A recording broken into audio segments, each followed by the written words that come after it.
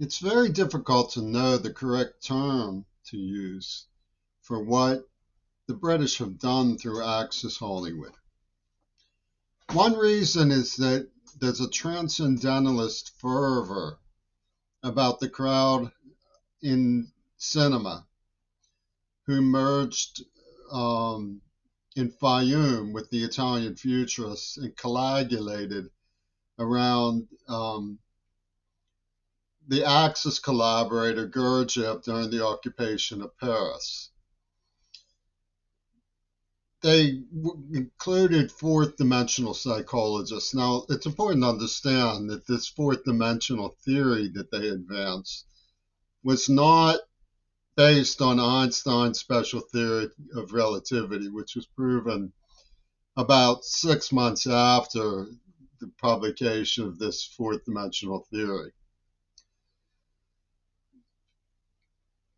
The transcendentalist idea is an operation to make a switchboard of intelligence behind the scenes, which is a totalitarian and macabre dictatorship, while playing games with human senses and sensibilities through the media operations, which are controlled by the ability to misrepresent reality. And they would claim in search of a higher reality. When you look, for example, at Blythe Sanders, who was a key character I found in the index of a Cubism book, well, I knew that that name wasn't associated with any Cubist art. They have a book about him recently called The Invention of Life. His name was an assumed name, meaning blazed from the cinders, or the phoenix, which is like Lazarus back from the dead, which they also used. And they used the walrus. They used Casper as signifiers of this intelligence macabre and the utility of martyrdom to this intelligence macabre.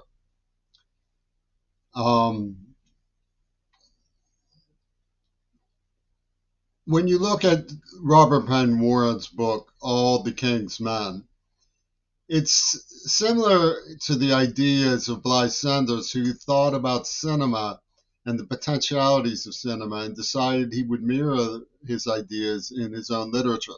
So you have these stories that are partially autobiographical, where he gives his name to people other than himself, and does things that have to be verified because some of the incidents are true and some of them are not true. Robert Penn Warren's All the King's Men is often referred to as a biography of a biographical fiction about Huey Long, but many of the things that are rendered in All the King's Men by Warren have nothing to do with Huey Long, or best are a bawdlerization. And yet you will be told, if you want to know about Huey Long, read All the King's Men. One of the things that they did was they mirrored fact and fiction against one another as a play on reality and bending reality. The nothing is real ruminations of one of the key stars of the syndicate, which interestingly they used the name Gister for a reverse of Starkey. Gister, Starkey, Gister. And they had the outcome of the two versions Pussyball game prophesied by a place called Bailey Gatzert, or Aaron Getzer. And they use linguistic intonations to twist language. Lenin loved twisting things. And so they staged Reagan's assassination. His attorneys had me there. He continued to work with them on Mount Desert Island, where Caspar Weinberger had an estate. when they pulled the fetus fly trap, illustrating that AIDS was an entrapment operation that was premeditated by the Manson cinema script of Gail Burstyn that the British covered for, that Ringo Starkey covered for. And he says there's no such thing as objective reality, only what the jury believes. That's what they say in their brochure for the Federal Emergency Management Agency group at the University of Pittsburgh, or Pitt as sometimes called. Men who attacked me and trafficked me as a child were named Pitt men, like hitmen. They gave me the Social Security card beginning 1984, and evidently chose me because my birthday is 6 months from Hitler's birthday. Exactly 6 months is a bone and groan they make in the script by Gail Carolyn Burstyn, which is a nom de guerre homophone for Christian Armageddonism. Gail Ernest Bond Burstyn, Christmas Carolyn, Gail Carolyn Burstyn. So search for a word for the key concept, as my father would put it, is in The Killers, which Reagan made as a turnstile back and forth between reality and fiction. It mirrors the exact action that took place in Dealey Plaza, and they were making it while they set up Dealey Plaza. Then after they killed Kennedy, they released it and secured the Zapruder film so people weren't aware that the action was identical. For many years, by the time we got hold of, thanks to Dick Gregory, the Zapruder film in the 70s, the killers had been forgotten. So they play this this back and forth between reality and fiction. They did the same thing with the Telltale clip, the exchange operation between the black component in Jeffin Corporation and the Green Party and the Donahue figures and the murder of my father by the Donahue figures. So you have this Telltale clip in cinema matched by the physical graffiti surrounding my father's murder and what they set up with Obama and Midori Goto as a tit for tat in Pussy Bowl that was clocked as a diversion to announce the cause of Shinto, Yoko Ono's idea of natural religion, nature religion, as a forcing house, as Herbert Agar would put it, in the AIDS attack, as a diversion, as a survivalist absolute war game. So the search for a word for that is some kind of enigma. It's some kind of enigma process. It's some kind of process, enigmatic process. We'll call it the enigma of the turnstile between their theological ideas of a higher reality in which what we believe is fabricated and we're lied to in the name of this higher reality. And they convince people of this, even though Mick Jagger is seen dancing and laughing about the whole thing. They convince people about this all the way back to the 20s when Edward, Duke or King Edward, came to New York and said that Hollywood belonged in the hands of the Church of England. And they meant that literally. Alan Dulles, who was a traitor like King Edward was, they were both friends of attaches of Adolf Hitler personally, who went on to kill Kennedy after escaping to Argentina through his proxies. They put Cecil B. DeMille, the great famous biblicist who emerged from the studio system of D.W. Griffith, who was introduced to Mussolini by Luigi Freddi back in the days of Fayoum, Gabriel D'Annunzio.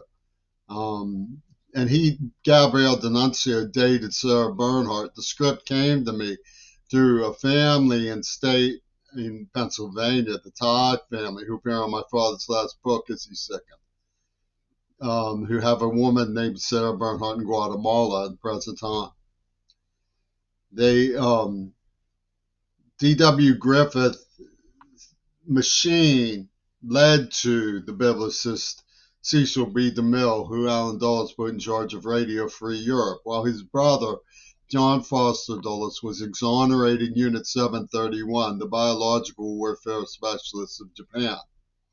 And they set up a coaxial system that dated back to the days when Sergei Eisenstein was friends with Disney. And I found a card here that explains the whole intelligence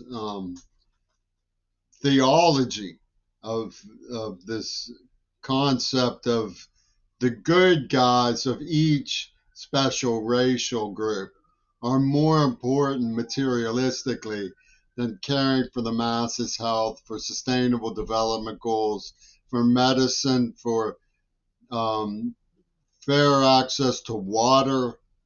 They're these guys, the celebrity super state, I call them. I'll show you this proof. I found this in Seattle, in Tacoma.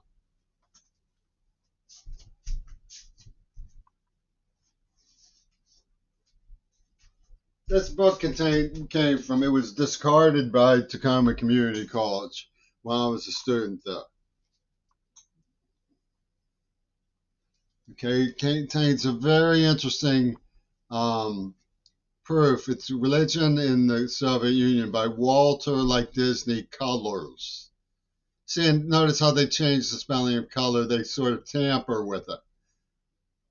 And the Z is like, the colors are the ones, it's the arc that survives. Okay? I made a meme before finding this book about what I realized they were up to. It's from a scene from a Spike Lee movie. And I put the words over the violent Italian types who attacked me as a child. Better show your face about no arc, meaning don't talk about that, son, because that ain't infinite.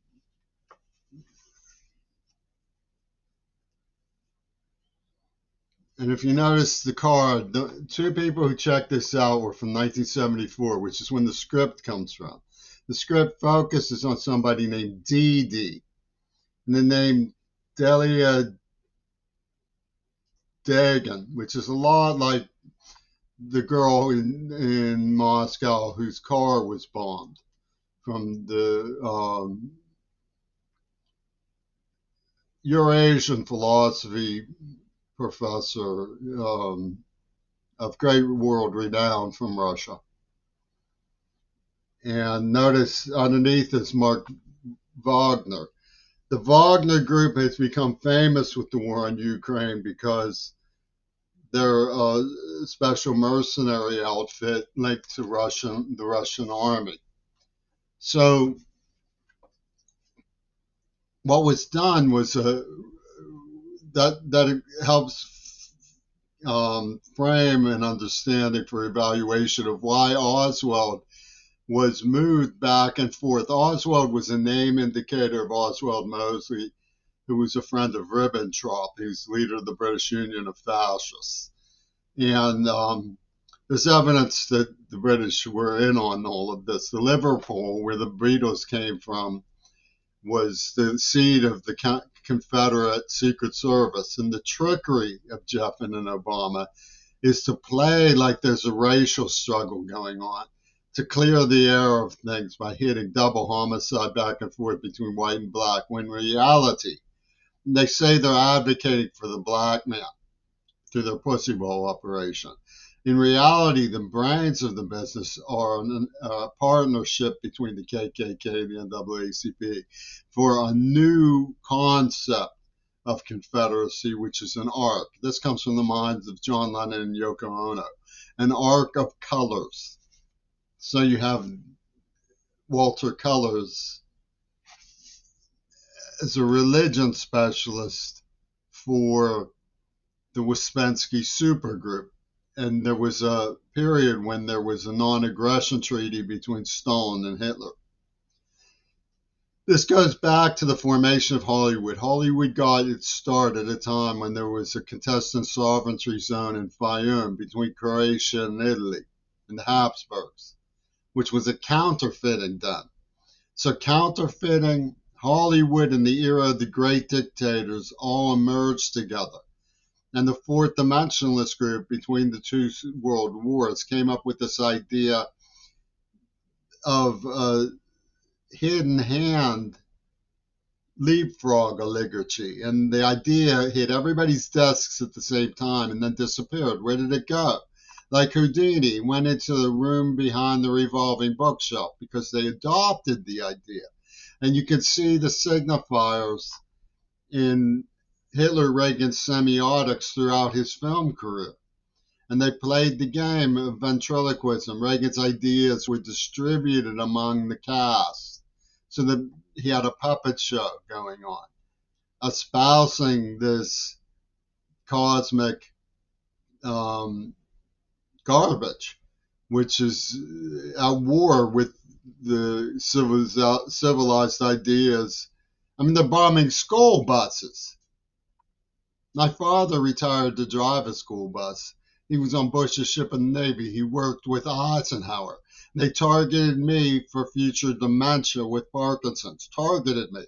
Brain chemists from a parochial glee club at Carnegie Mellon University and places like UW Washington.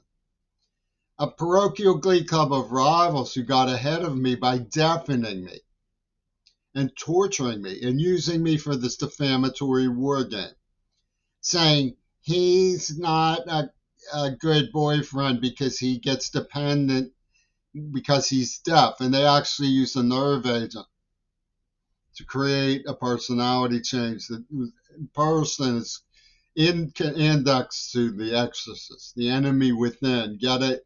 That was the name of a Kennedy book. And they reversed the idea of the enemy within. Yeah, you're the enemy within. That's a typical trick of Nosferatahu.